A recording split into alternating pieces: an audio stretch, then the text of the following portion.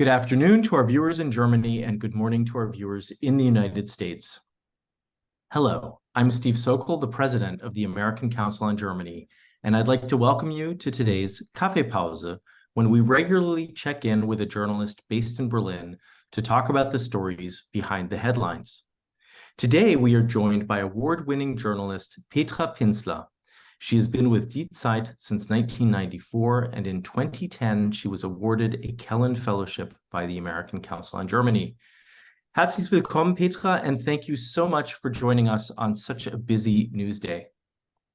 Great to be here. And what a long time it's been that I was a fellow with you. You should have fellows for after fellowships for fellows.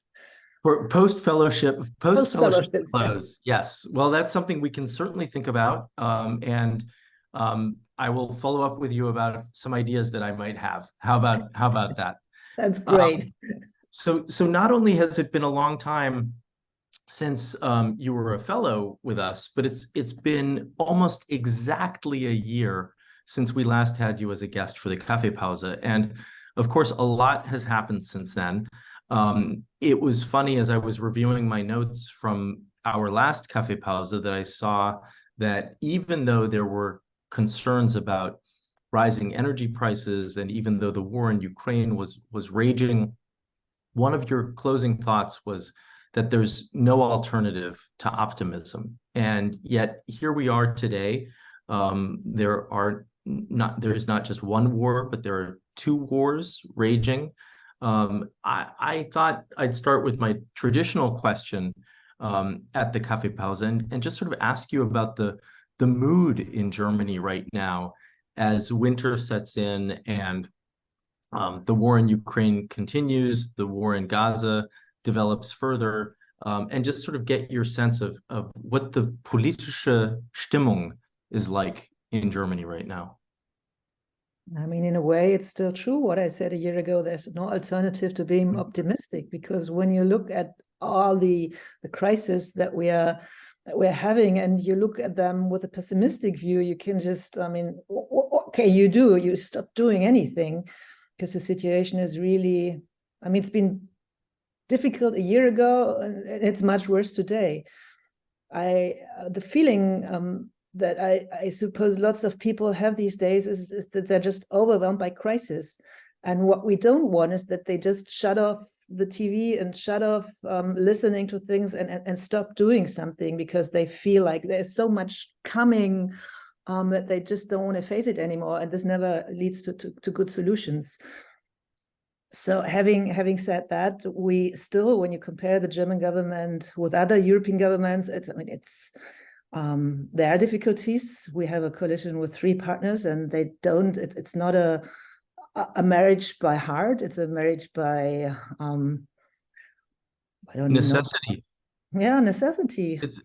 I mean, it's almost a marriage of necessity. Yeah.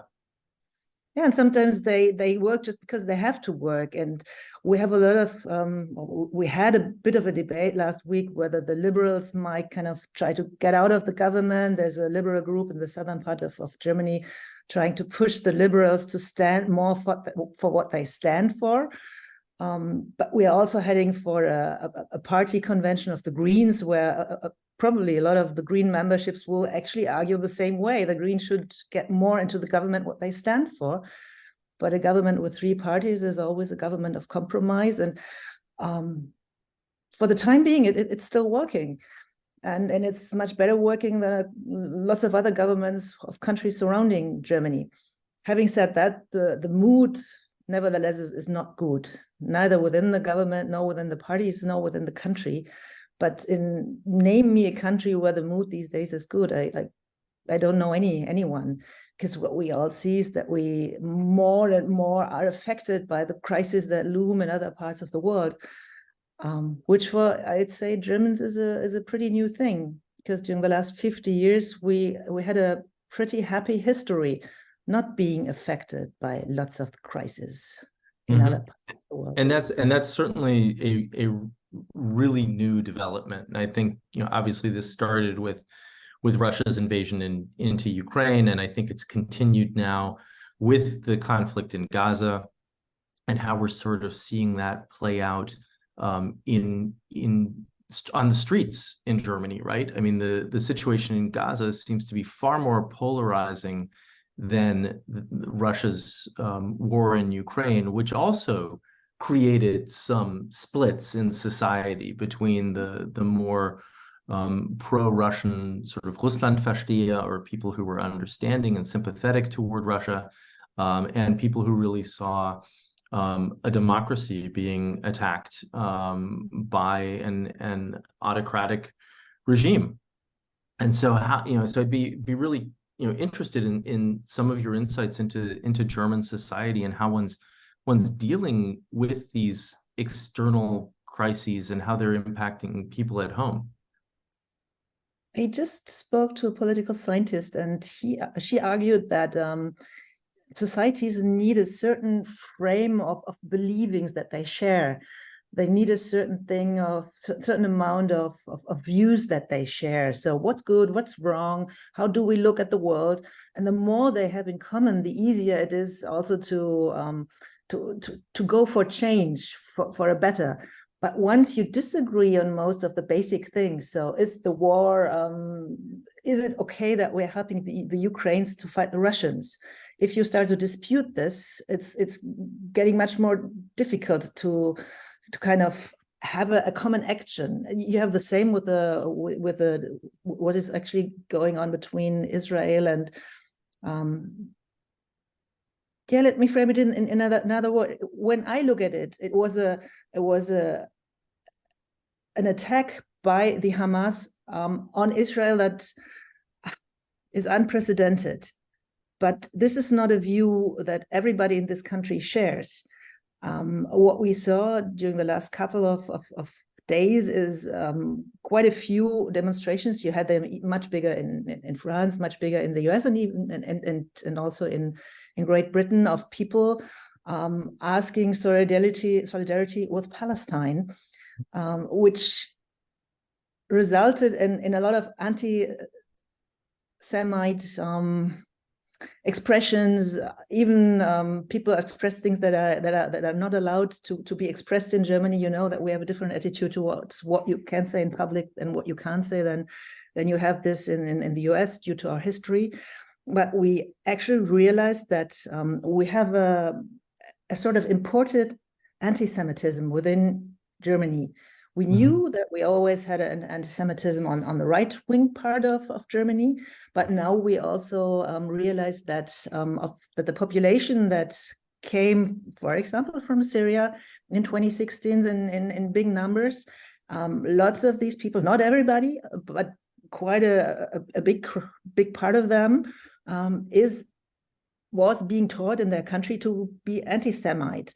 And they do and express this in demonstrations on our streets. And this is something really new for Germany and for Germans to look at. And then this is combined with views that are expressed in these kind of demonstrations, that people want the caliphate, that they're against whatever we stand for. And this is quite, it's tough to take in. So maybe related. Yeah. No, go ahead. Yeah, this is quite difficult, because at the same time we have a growing debate about migration, and when people see that these people that came into Germany and that could get shelter in this country a couple of years ago now express certain racist views that we don't want in this country to be expressed on the streets, makes the whole debate about what kind of migration do we want, how much more people can we take in, it makes it quite difficult. So that's, I mean, you totally anticipated what I was going to ask you about, because no, it's quite all right, because I think that this, what you were talking about in terms of this notion of imported anti-Semitism, part of me is curious whether that is calling into question the wir schaffen das, or we'll manage this, attitude of Chancellor Angela Merkel in 2015 and 2016, when Germany really opened its doors. I mean, granted, that was controversial at the time, right? Not everybody was on board with it, but there was a sense of responsibility that the chancellor took, and that one had to support these refugees from a war-torn area. And if anything, since then, there has continued to be an inflow of migrants. There's been an uptick with the war in Ukraine, of course. But I'd be very interested in hearing your thoughts on whether Germany is sort of rethinking its migration policy as a result of what's going on right now, and these new tensions in society. The mood is definitely changing. You hear more and more often that maybe it was a mistake to take in everybody in 2016, everybody who came. Maybe we should have looked more at who was coming, what kind of people we really want, the kind of people really do need refuge and do need shelter. Because ever since, what we are seeing is that a huge part of the migrants coming to Germany and to Europe are basically young men, and most of them, a big majority, when they go through the process, will not be granted political asylum.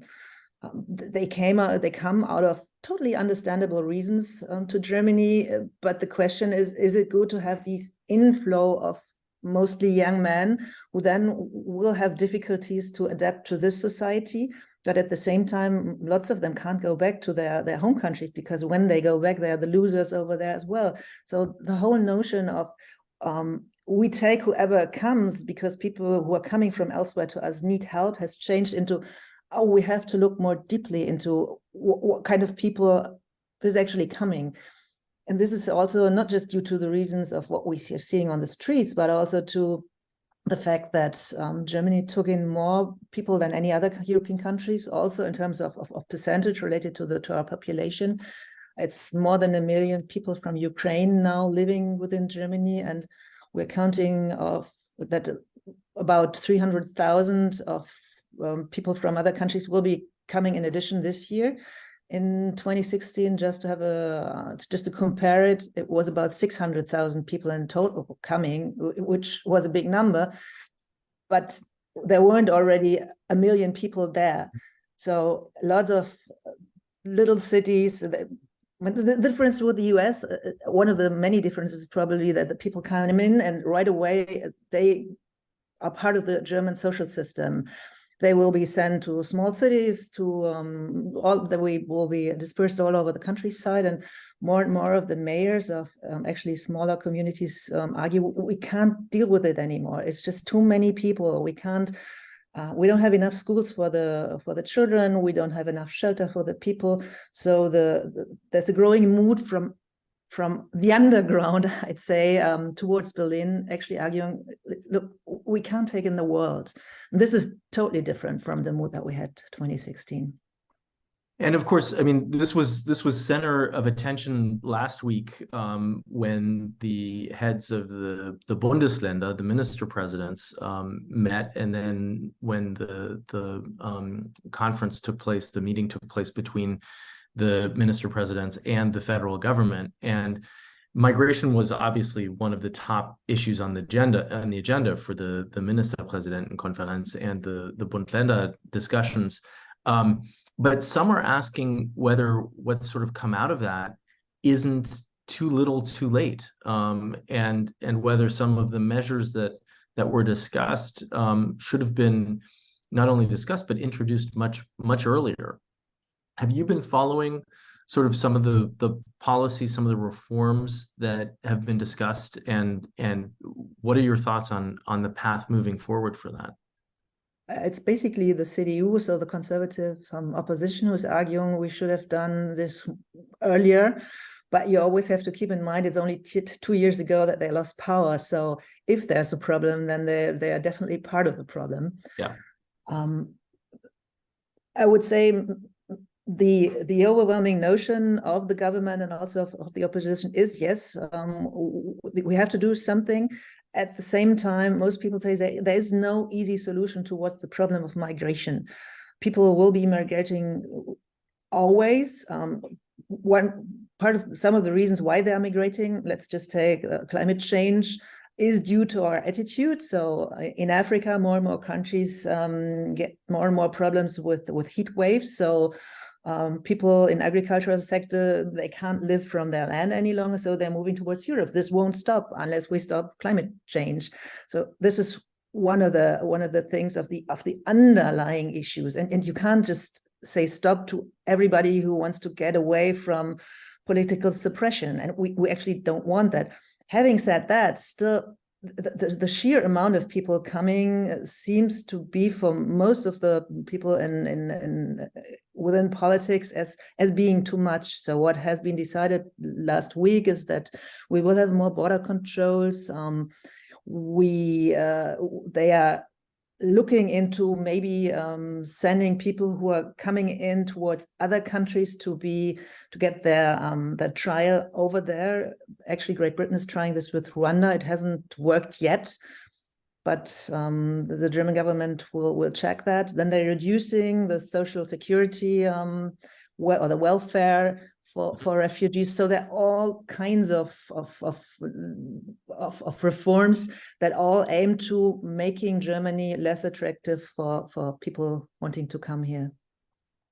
But in a sense, that's really only addressing some of the symptoms, if you will, or some of the issues that will happen in the future. It doesn't really address what's going on right now, right? I mean, it seems as if many of the local authorities and state authorities are just overburdened by the number of migrants and refugees that they're having to accommodate. And it sounds as if the federal government is willing to dig a little deeper in the pocket and provide more money, but money doesn't solve everything, particularly given the numbers that people are having to deal with. Yeah, money is not nothing. It definitely helps. But in many of these cities, there's also a lack of schools and teachers. You don't get teachers from one day to the next one. At the same time, we still abide to European law, and once people are in here, it's very difficult to get rid of them, to say it in a very frankly manner. Because then quite a few, even though they won't get asylum, they have the right to be here as refugees. So one of the things that are debated is whether you kind of might get them quicker into the labor market, because this is the other side of the matter. You say this in English as well, the andere Seite der Münze, the other side of the coin, the flip side of the coin. Exactly. Yeah. We need every year 400,000 people coming in to kind of keep our social system alive, because we have less and less children. So we have this pyramid which is going like this. And when you don't want to cut all kinds of help for elderly people, you need more young people working to put money into the social security system. So why not take at least some of the refugees and educate them so that they can just work here. Right. What we did in the past. Right. Yeah, in the past is not letting them work, which is kind of bizarre thing. And I think that's something that's starting to change, not just the labor shortage altogether, but also the shortage in skilled labor, which is starting to be felt by many, many companies, that there's really a sense of we need to be thinking about the future labor force, and that future labor force might not just be one that is German born, but where we need to have people from other countries who come and assume some of these jobs and some of these tasks. And what we actually see is that some of the skilled laborers, when you want to get them, you compete with Canada, for example, probably also with the United States. And so we have to be careful that this mood against people coming from abroad won't push everybody away, because we need an inflow of skilled labor. Yeah.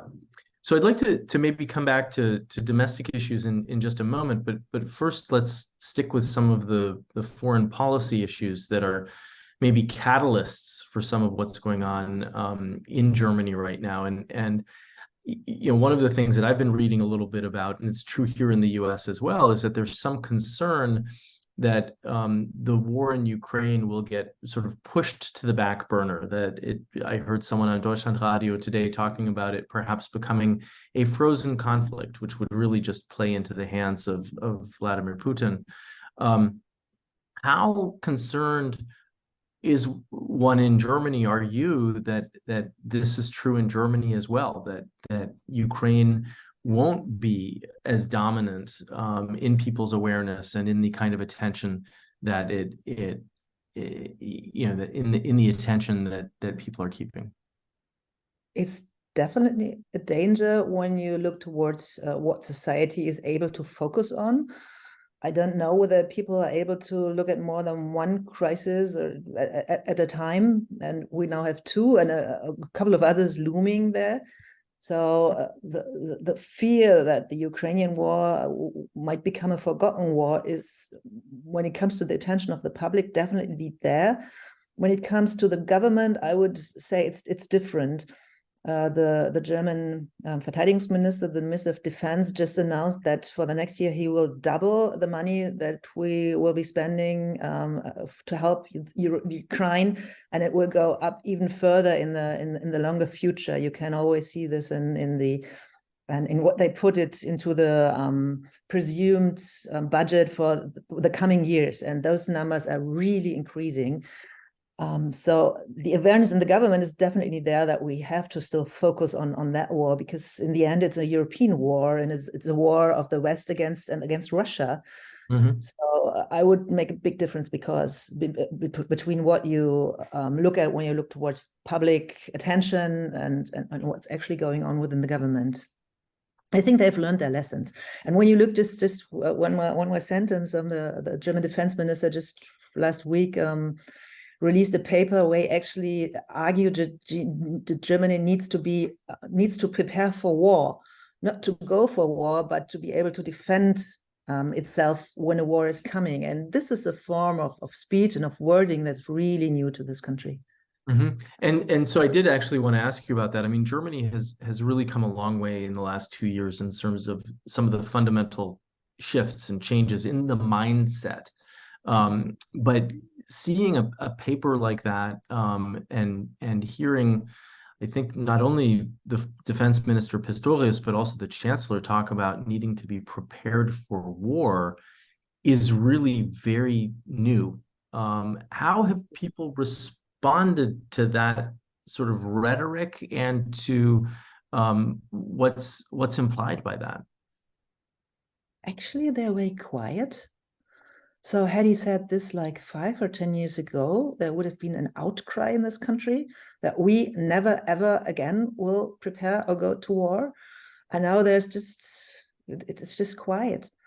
Maybe some people on the left, they still think that we're spending too much money on defense, but the big majority, I'd say there's amazingly no debate. Yeah. I mean, it is interesting, and part of me sort of thinks that these kinds of changes and transitions could only have taken place with the Social Democrats and the Greens in government, because I think that if the Christian Democrats had been the leading party right now, there would have been so much opposition to some of these, fundamental transitions and shifts in the mindset. Yeah, this is the same in the US, that the Republicans, or the traditionally Republicans, used to be able to do things that the Democrats would have never done, and vice versa. And it's actually the same in Germany, definitely. So we're seeing that play out with this, as you said at the outset, sort of difficult or challenging coalition of three parties, right? To have three parties at the federal level is a completely new situation. They did map out their agenda in their coalition agreement. They've been working on that agenda despite all of the external crises that have sort of disrupted their work and some of their priorities. And even though it seems as if the FDP and sometimes the Greens might be thinking a little bit about how they can get more out of their role in government, or even whether they should think about pulling back from being in the government, do you think that there's any likelihood that this coalition will not hold until the fall of 2025, right? I mean, we're kind of just past the halfway point in this coalition's Amtszeit, or time in office. Elections are scheduled for September or October of 2025. And there are obviously lots of questions of whether the government will hold or not. I'm not sure whether you would dare to bet against me. I would bet at least a bottle of champagne that this government will go till the end, that nobody will get out of it.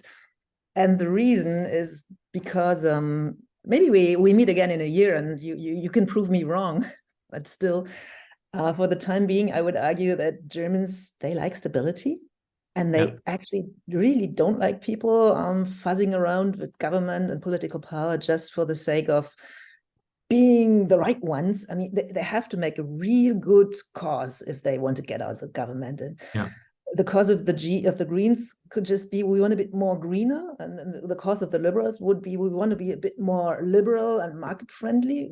I don't think that this is going to be bought by the German public. So when you look towards the weeks to come, you will have quite a bit of a public debate, because we're heading for the Green Party convention and later on for the Social Democratic Party convention, then in January for the Liberal Party convention. And the traditional attitude towards those conventions that people say, oh, we have to get out of the government, we have to change politics. So it will get a bit fuzzy and you will hear all kinds of debates. But I would really... I'm really convinced this is just for the public. This is this bubbling on top of something that's still pretty stable, even though they don't like each other. I mean, so I wish I could take you up on the bet, because it would be fun to have that bet. But I agree with you. I think that the likelihood is much greater that this coalition will hold, because I also feel like each of the parties has more to lose than they do to gain if they were to leave. I sort of see the coming year as being a window of opportunity for this government to try to get over some of the irritations and try to have some achievements. But about a year from now, I think that all of the parties will be looking for ways to differentiate themselves from each other as they think about an election less than a year away. And there's one more argument. If the Greens or the Liberals would opt out of this government, we would probably get a große Koalition, a great coalition, which is something they really can't like, because the only other option is that they then could get together with the Conservative Party. But the Greens and the Liberals that get out of this government because they don't like each other will probably not create another government with the Conservative Party in the middle. So there's no way they can gain. So this leads to something else. I mean, going back to sort of local level politics or state politics, I'd like to ask you a little bit about what's going on in the state of Hessen.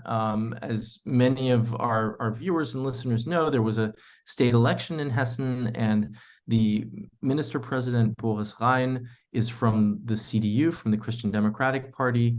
The CDU has led together with the Greens in Hessen, but the CDU is now entering or in the process of negotiating with the Social Democrats to create a große Koalition, but I put the große in inverted commas because the Social Democrats really only won about 15% of the vote, compared with the CDU's 35% of the vote. So it's not really a grand coalition of partners. But can you talk a little bit about why Boris Rhein and his team are thinking about partnering with the Social Democrats rather than the Greens? Let me just make one side remark, because what you just mentioned is very interesting. When you look at the Social Democrats, we kind of overlook that they are losing out everywhere. I mean, it's just not in Germany. They used to represent half of the societies in many European societies, and now they're losing out everywhere. In Spain, they're having problems. In Portugal, they will be going for new elections. So just as a reminder, next year we will be having European elections in June.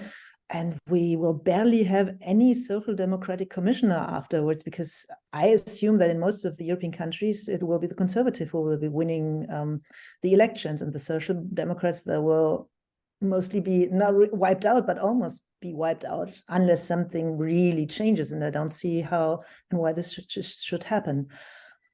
So why Hessen, and why do we have to look at Hessen? Hessen is, as you just said, one part of Germany where we had elections, regional elections. And the interesting thing is that the CDU is will be forming a coalition with the SPD, which is in itself a surprise, because remember, a year ago, everybody seemed to be green, like the Greens, being in favor of more stronger climate protection policies. And now the Greens seem to be the outcast of almost every political movement. Nobody really seems to like the Greens anymore. And you can actually wonder why this happened. I would say a couple of reasons. Once, the Greens haven't been very smart in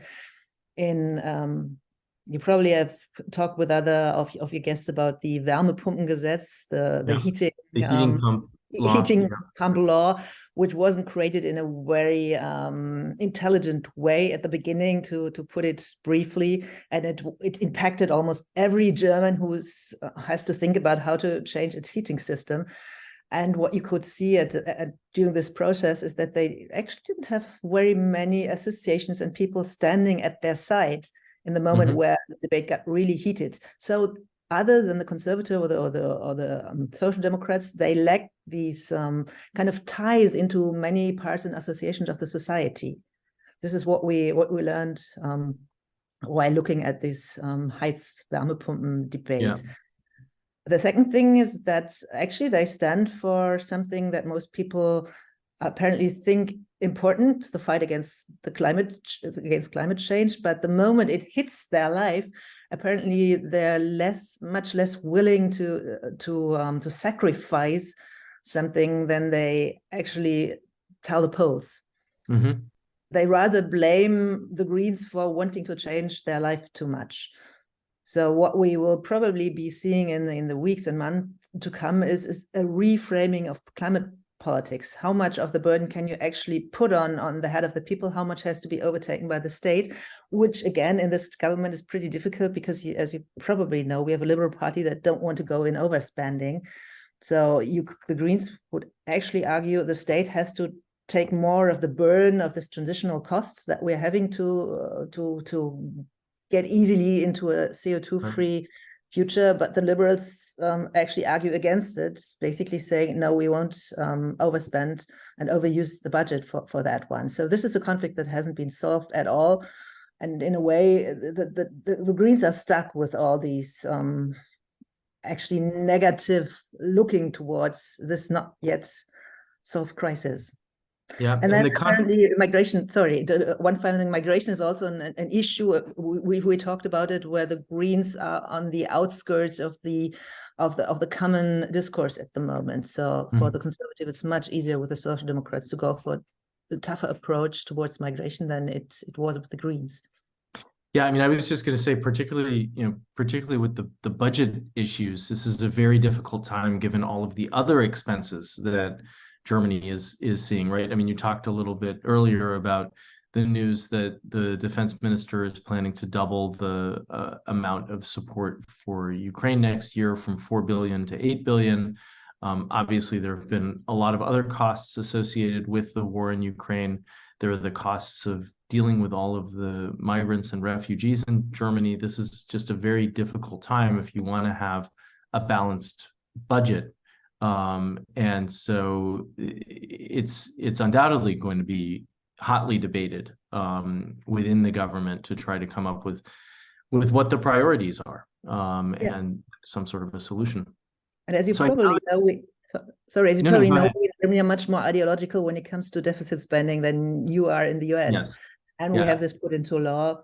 So what they tried to do during the last couple of months was to have kind of shadow budgets within the German budgets, to not overstep the famous Schuldenbremse, but still being able to spend money for other things. So one thing which will be interesting to watch is on Wednesday, we will have the highest court will decide whether these shadow budgets are okay or not. If they say no, then you will have a big fight within the government how to go on with a couple of projects that they want to be financed, want to have finance out of these shadow budgets. Yeah. So that is going to be interesting, and that's certainly something to watch in the week ahead. So I know that your time is limited, and that you have some stories to finish for the paper later in the week. But let me maybe close with a viewer question from one of our viewers in Pittsburgh that brings us back to the start of the conversation and is maybe a little bit more philosophical or big picture. The viewer commented that at the beginning of our conversation, you were talking a little bit about the fatigue or the weariness that Germans have, and others as well, but that you're observing in Germany as people deal with all of the crises, right? And think about the complicated problems in the world today, and that the important thing is to make sure that they continue to engage and not shut off. And the viewer writes, my own bias is that extremists on the right, in response to this phenomenon, have long clung to simple ideological and dangerous positions. For the first time, I feel that those on the left may be doing the same. And so this is then his question, which is, how do we keep the public well-informed and able to parse and understand complicated and difficult topics? Wow, that's in the end is the $1 million question. It is. It really is. But it's one that affects us all. Yeah. I think one of the many answers could be that we really are careful how we talk about things, because it's so easy today with all the help of the social media to kind of overstate things, because this gives you hits on X or Twitter, on whatever you want. You will get attention when you overstate problems.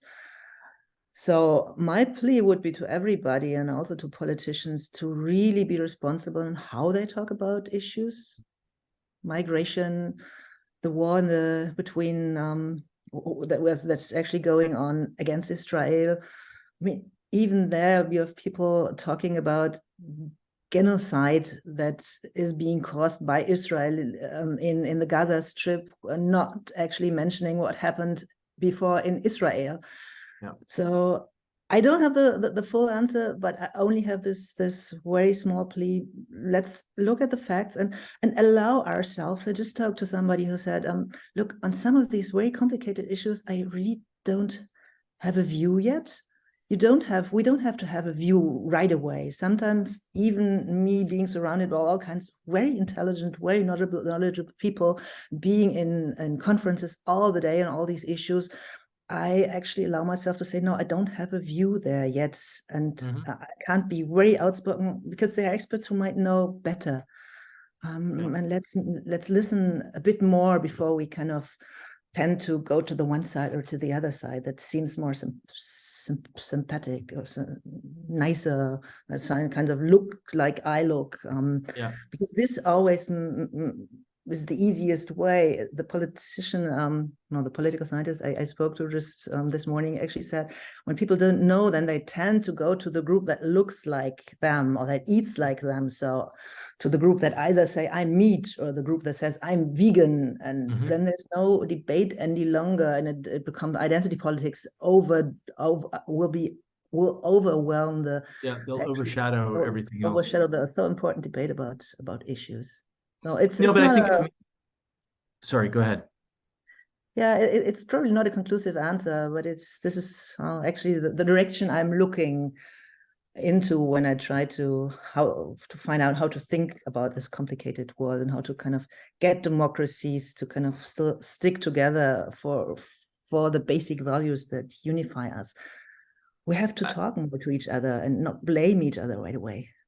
I think. I think you've sort of done it again, right? I mean, you left us a year ago with some wisdom about trying to maintain optimism in a very difficult time, and I think that this question that was posed by our viewer is one that we all grapple with, and to which there is not really a easy or good answer, but it's one that concerns us all, and yet you're wrapping up this Kaffeepause with some great wisdom as well when it comes to allowing ourselves to sort of listen and learn. I mean, you said something else that I think is incredibly important, which is to look at the facts. And I do think that so much is not fact-based these days, or where facts are taken out of context. And it's important to look at those facts, but also take the time to process that and ask questions in order to develop a position. So this has been a wonderful exchange, Petra. Herzlichen Dank. I really enjoyed the conversation, and I look forward to continuing this again at some point. Hopefully not in a year, but if it has to be in a year, then we'll take that. Thank you so much, and have a great day. Thank you. Thanks.